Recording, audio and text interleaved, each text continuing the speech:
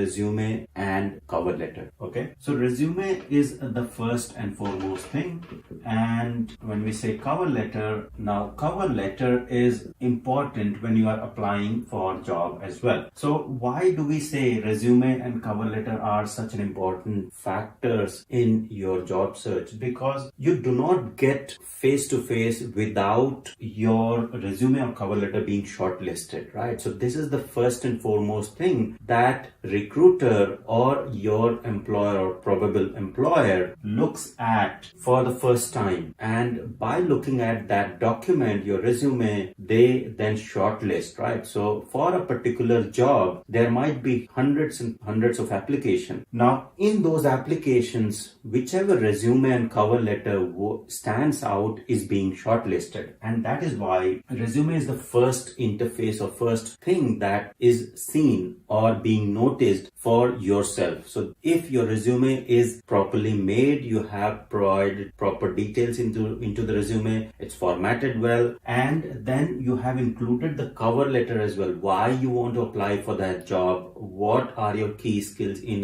one pager sort of a statement, and include that cover letter, that will make your application stand out as compared to other applicants. Okay, so these two documents are the first and foremost thing that you need to look at and need to be really good so that they get shortlisted. Okay, you research, and when we say research about role and company. Okay, now why is research important? Research is important because you need to understand what organization you are applying the job and what sort of role they are looking for. So once you know that they are looking for these sort of skills, you can update your resume and cover letter accordingly. Now updating the resume and cover letter accordingly doesn't mean that you are putting false information in the cover letter and resume. It's basically ensuring whatever they are requiring is being highlighted into your resume and cover letter. So that's why you need to investigate or research about the role so that you can update your resume and cover letter according to the job role. And then you should also know who is behind the company, what the company does, so that when you are being called for the interview, you have a bit of information about the organization and you can talk about their organization, and if there is something that you can add, or once you know about the organization, you can say or you can see how you as a person or how you as an employee will be able to align to their values, mission and vision, right? So that's why this researching is important about the role and the company.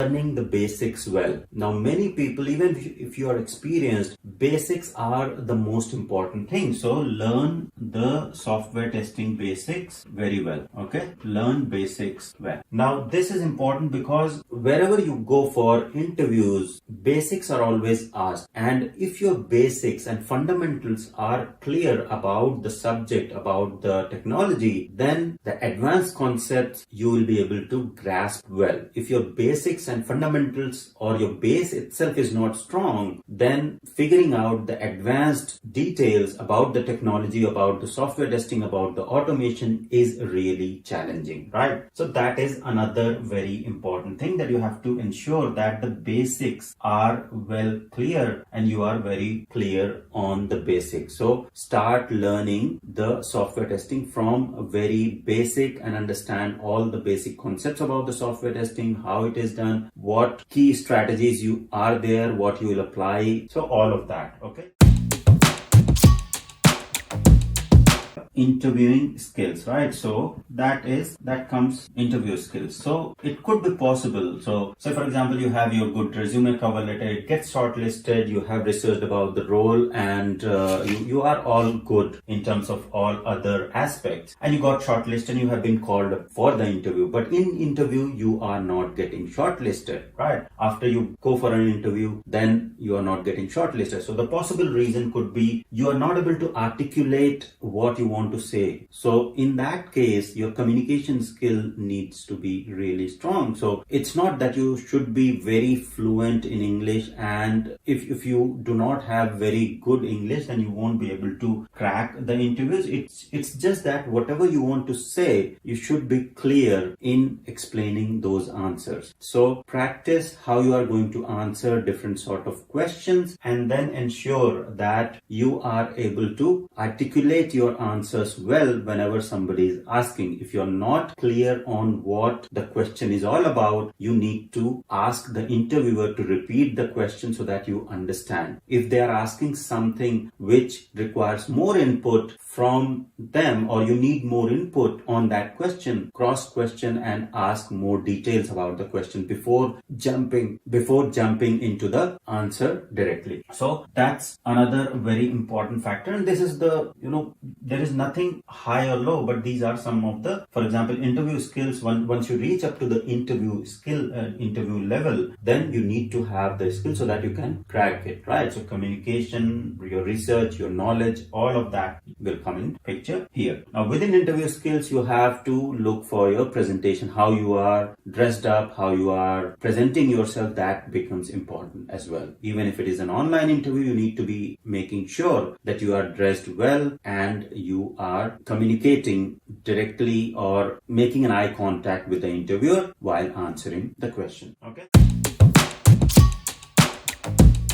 Participation in communities. Okay, so when we say participation in community, it's software testing community and different community over the LinkedIn. There are certain groups where you need to be active. You need to update your LinkedIn profile, and you need to be active in answering and questioning about the software testing, because there are thousands and thousands of people from that community. And if you start being active in LinkedIn, people do notice that this is the person who actually asks questions or answers based on your knowledge, right? So participation in community gives you an edge over other applicants because you are more visible to so big, wider audience, right? And once you are visible, then there might be a possibility that recruiter themselves reach out to you over LinkedIn and ask you about the role that they want to fill in. So in that case, you will get a good benefit if you are participating, or you are an active participant in Selenium groups, in automation group, in manual testing group. So try to be active in the community and ensure that you actually showcase your skills there as well. Okay. Now with this participation in community, I would add one more thing, which is basically, if you have your network or if you have your friends who are working into the testing space, reference is very important. Now in India, it's not that much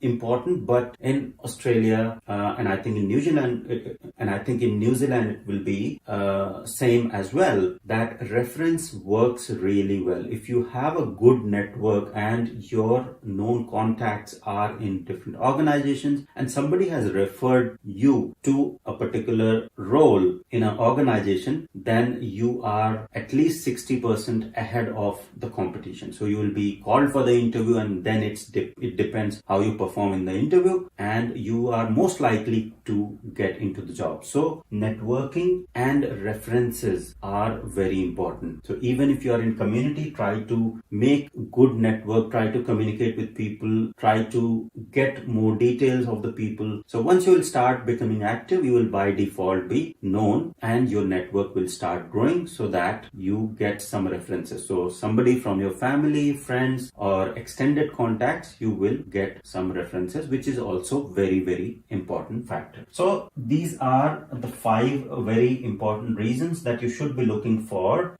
to improve. And once you will improve all of these, I'm pretty sure that you will definitely land in job very soon. Okay.